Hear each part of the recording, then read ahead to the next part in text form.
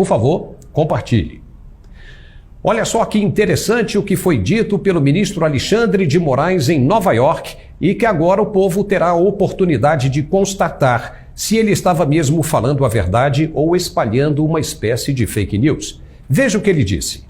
Nada foi apontado. Se apontado fosse, seria averiguado, porque não há ninguém, nenhuma instituição que tenha mais vontade de aprimorar e melhorar da transparência total às urnas eletrônicas e às eleições que o Tribunal Superior Eleitoral.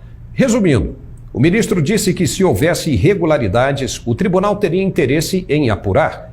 Pois é bom lembrar que uma democracia verdadeira é feita de respeito entre as partes.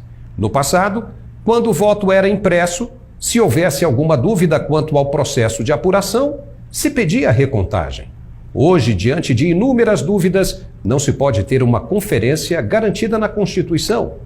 Mas o artigo 221 da Lei 4.737 diz que a votação deve ser anulada quando for negado ou sofrer restrição o direito de fiscalizar. Muito bem. Então, o que temos agora é literalmente uma situação metafórica de faca no pescoço. Se não, vejamos.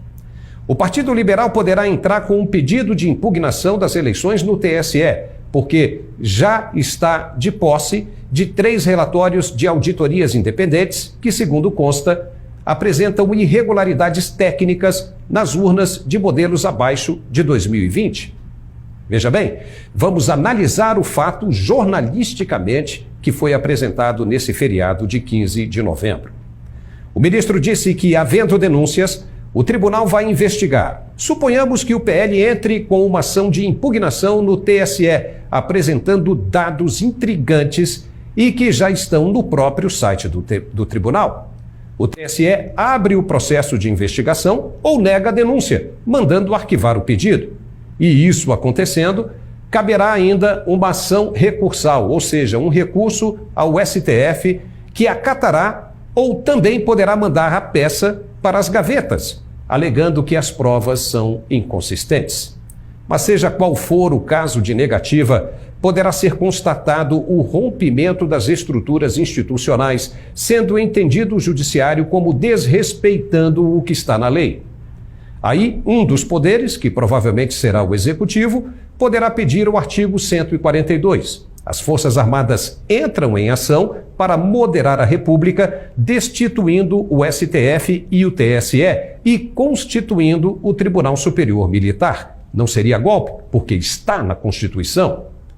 Uma vez os tribunais majoritários de fora do jogo, os militares passam a controlar o fluxo de informações, tendo acesso direto, inclusive, ao que está sendo negado, ou seja, os códigos fontes do processo eleitoral.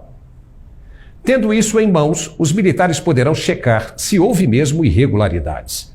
Não havendo nenhuma, como foi atestado pelo ministro Alexandre de Moraes, o candidato eleito tomará posse sem problema algum e tudo volta ao normal. Mas, encontradas as irregularidades, todo o pessoal envolvido no processo, da ponta da pirâmide ao chão, será preso. E o Superior Tribunal Militar proclamará o segundo colocado como o verdadeiro vencedor ou promoverá uma nova eleição. O que é curioso é saber por que há tanta resistência em acabar com as dúvidas, que podem gerar uma enorme dor de cabeça em muita gente. Por que não entregar logo os códigos-fontes ou montar uma comissão de análise para esclarecimento, como foi sugerido no relatório dos militares, e, estando tudo certo, esfregar o resultado na cara daqueles que ainda têm dúvidas? Pronto! Mas por que não fazer isso? Será que tem alguma coisa tão horripilante assim que não pode ser mostrada? A nota divulgada pelo general Vilas Boas, mesmo ele estando na reserva, demonstra a insatisfação que as Forças Armadas estão com o presente momento. Ele disse de maneira bem clara para quem conseguir entender que apenas o voto é secreto, mas que todo o processo de apuração tem de ser público, mostrando de que lado estão as Forças Armadas, ou seja, da Constituição. Ouça agora o que disse o presidente da Constituinte de 88, o deputado Ulisses Guimarães. A Constituição certamente não é perfeita. Ela própria o confessa ao admitir a reforma. Quanto a ela, discordar, sim.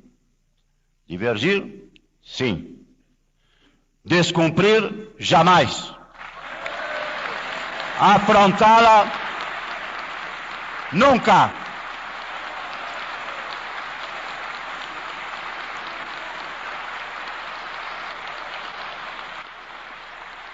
Traidor da Constituição é traidor da pátria.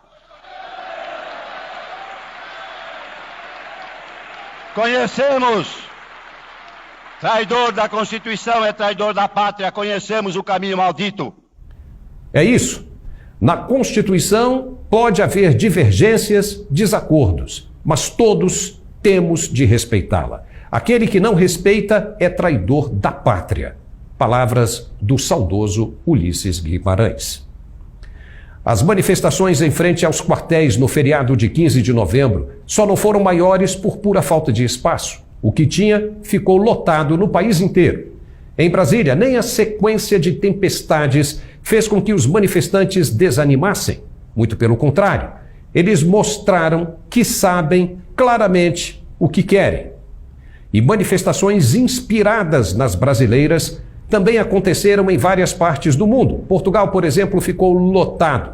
E até no Líbano houve motociata em apoio aos brasileiros que não admitem as promessas socialistas feitas pelo candidato eleito. Aliás, ele nem tomou posse ainda e já está fazendo coisa errada.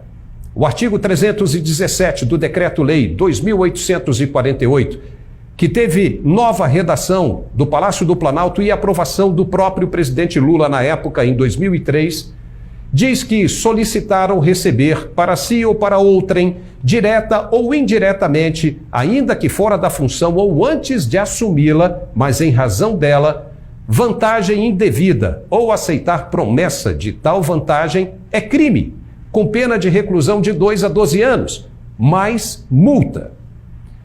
Pois o presidente eleito viajou para a COP27 no Egito, de carona, no jatinho do empresário José Seripieri Júnior, fundador e ex-presidente da administradora de planos de saúde Qualicorp.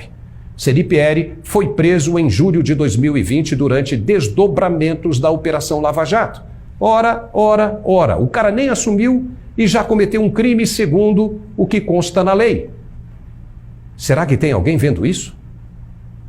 Essa semana ainda deveremos ter um desdobramento das iniciativas do Partido Liberal quanto ao pedido de impugnação do pleito de 2022. Como dito pelo próprio presidente Valdemar da Costa Neto, a peça ainda não está pronta, mas já sabemos onde chegaremos com tudo isso se as resistências aos pedidos de esclarecimentos continuarem.